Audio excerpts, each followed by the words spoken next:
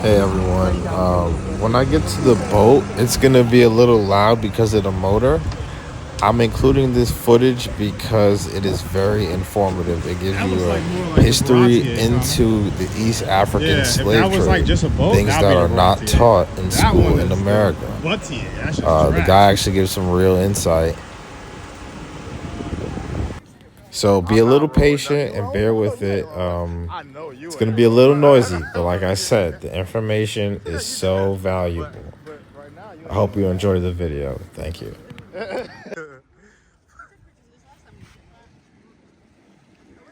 This stone town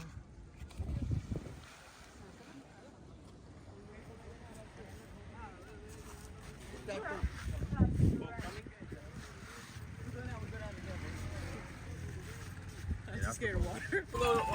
Prison Island. Hello. Nah. Nobody dropped their phone because they'd be asked out. I ain't gonna lie, I'll dive in after this one. Would you? Would you go for you go for your shit?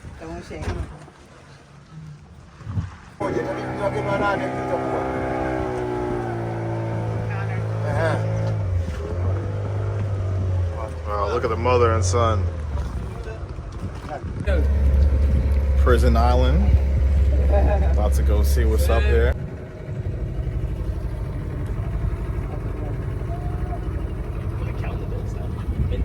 Speak about Prison Island, that island. Originally, that island, the name is not Prison Island. It was just given in 1932. Originally, that island is called Changu Island. What does Changu mean? Tuna Changu fish. Is a fish. The white snapper. Got that name because there were lots of those type of fishes there. But due to overfishing and things like that, the number reduced. But that's the original name of that island. Originally, that island was owned by two Arabic brothers, Abdallah El Busaid and Ali El Busaid. They were part of the royal family of the Sultan. They owned that island. And originally that island was used for punishment against rebellious slaves.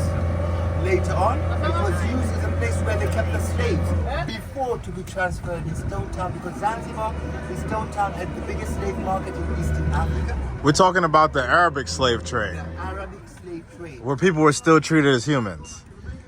Well, the thing is, it depends Okay. on who's going to buy it. Okay. I'll hush the slave market and everything like that. Nenda pale reception, ndio jamaa anapokea, anaitwa Saidi. Ndio. Saidi somo yako, mwambie na somo ndio nani hapo Saidi. Kule amepona madi. Kazi za madam. Basi ndio ndio mfiro tu On, it was used for keeping the slaves before to be taken to Zanzibar. Zanzibar is the biggest slave market on the eastern side. Now there's one thing. Okay. They told me that the slave trade was the Arabs. When you speak about slave trade, everybody participated in one way or another. Right. So we cannot blame directly the Arabs. Right. The Arabs were on the eastern side. Right. They were ruling on the eastern side. Right. So they will be the slave handlers on the eastern side. On the east But side. when you go to the western side, Ghana and everything, it was the British and French and other people who were doing it. So that slave trade, everybody participated in one way or another. Even the local people. Because we've got this tribe called the Nyamwezi tribe, it's in the mainland. It played a very, very big role in that slave trade. What did they do? They captured the smaller tribes in order to sell. Because they were one of the most strongest tribes in Tanzania back then. So after the abolishment of slave trade in 1873, the island was no further use. So what did they do? You see on this side, so they keep balanced.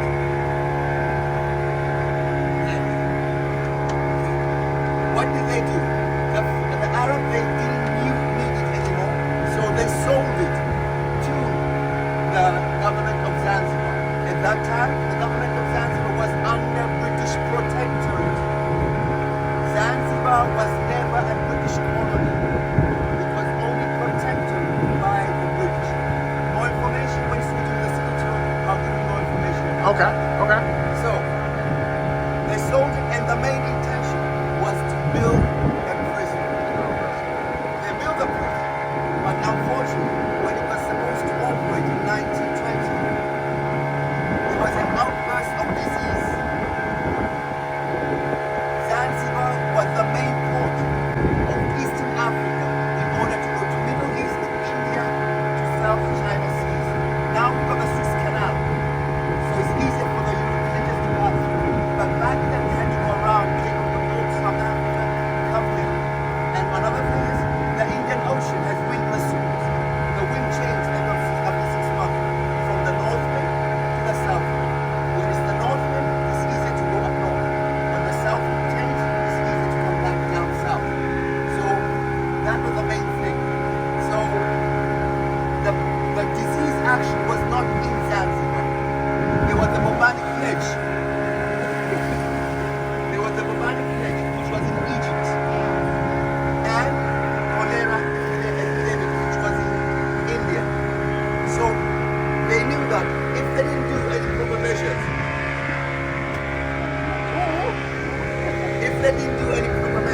while the passengers are passing by, the disease might come in Eastern Africa. So instead of becoming a prison, it actually became a quarantine station. It never operated as a prison. From 1920 all the way to 1932, it became a quarantine station. When the disease was over, they officially closed it down. The years went by and everything collapsed. In 1982, when Zanzibar was officially announced part of World Heritage Sites, they restored some parts of the quarantine station in order people can see the prison that never operated as a prison. So that's one thing that you want to see there. The second thing,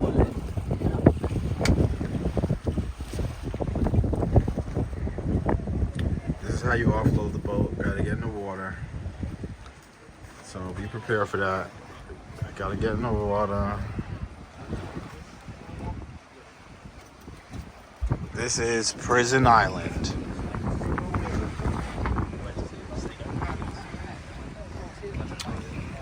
We're not allowed to go to Snake Island, but I want to go. We're going to Matthew Quarters. Cortez. Okay. Cortez. Matthew Cortez.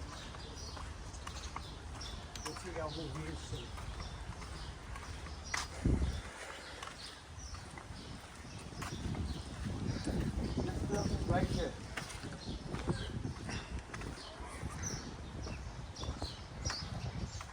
You can see here, this building used to be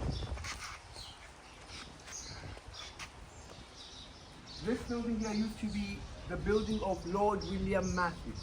Lord William Matthew was the first British Prime Minister here in Zanzibar, like a governor can say. But you can still see here, like I said, these buildings were restored so people can see. If you look right here, you can still see where the original wall used to be. And the rebuilt wall. Later on, during the quarantine station, this building became the place where the nurses and the doctors stayed. Now, we come back in time. Before this was all built, I told you that this used to be the place for the slaves to be punished and also where the slaves were kept before to be sold. So all that you see, these trees here, these are all newly. There used to be huts all around this whole area. And right here, it's kind of short. This used to be the lighthouse. That used to be a lighthouse. Wow. The landing area was right there with the boats. So at night time they would put firewood inside and burn it so that they will be able to see the light. This is where the place was. Okay. Cool. Okay? You come on this side right here. Okay.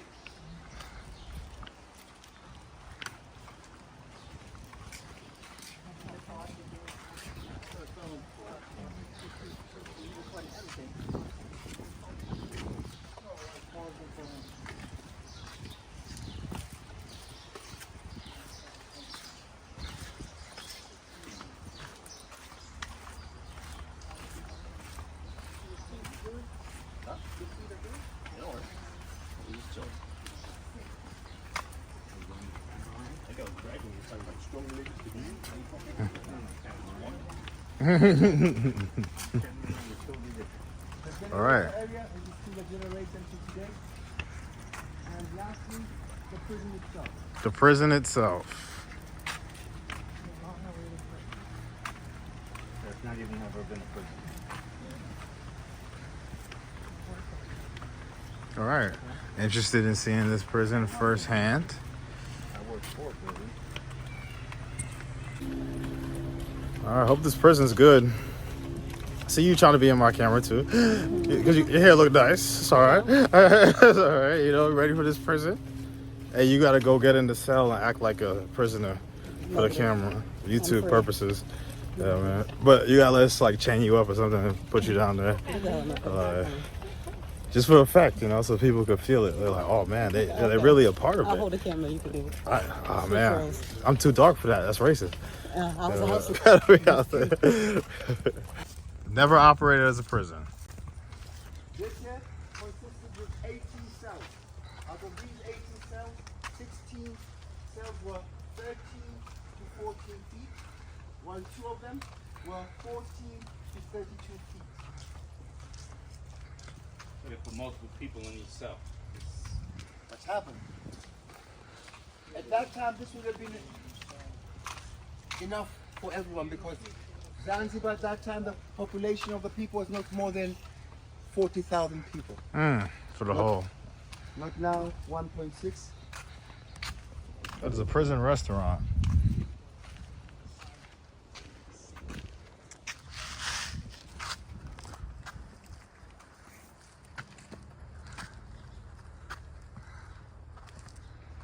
They had a courtyard so they could play. If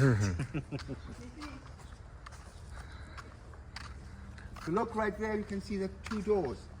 Those were the original doors of the prison itself. How many hundred years ago that was? How long ago was it? The prison? The prison 1920. 1920. Okay. 100 years ago. It's not too bad.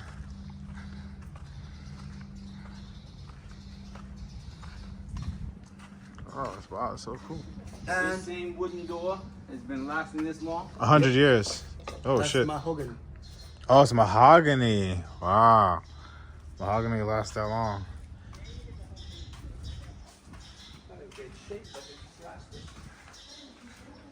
you come right here, you can see here, like I said, this became a quarantine station. Actually, we only have the numbers of the people that were brought in here.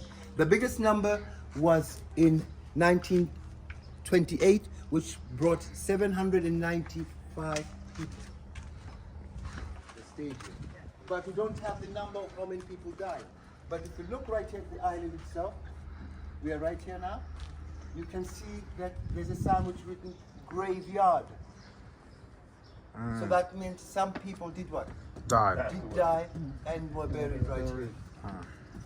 They need to fix up the sign. Where's the graveyard? On that side. On the other side. Oh, wow. Oh, do they have headstones or is it just unmarked grave? Oh, people are just in the ground on the other side. Oh, wow. Just dumped.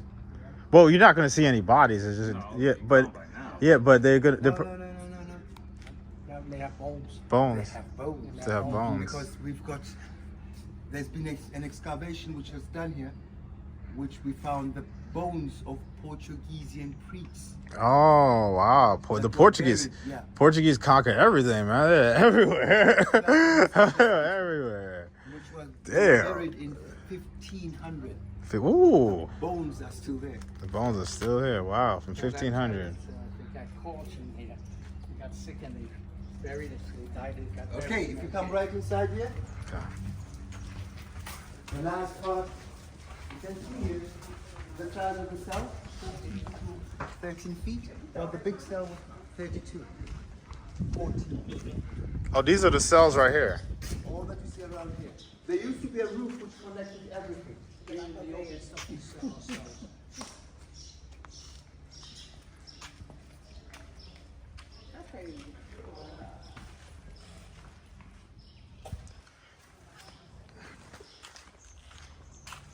it's a prison library? Now it's a prison library and called prison boutique.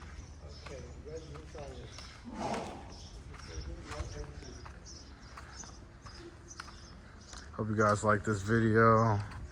A little historical lesson.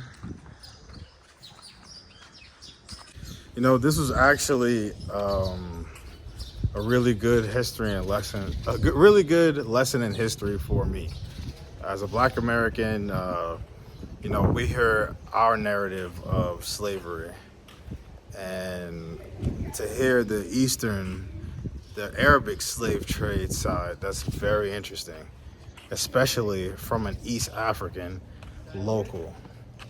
I learned a lot today about the East African slave trade here from the Zanzibar perspective. So definitely very educational.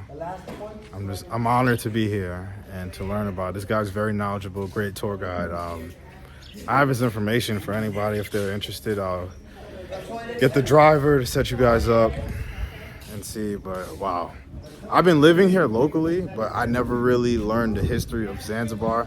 I kind of was just learning the history of my wife's tribe, the Sakuma. But even then, they don't go back to this.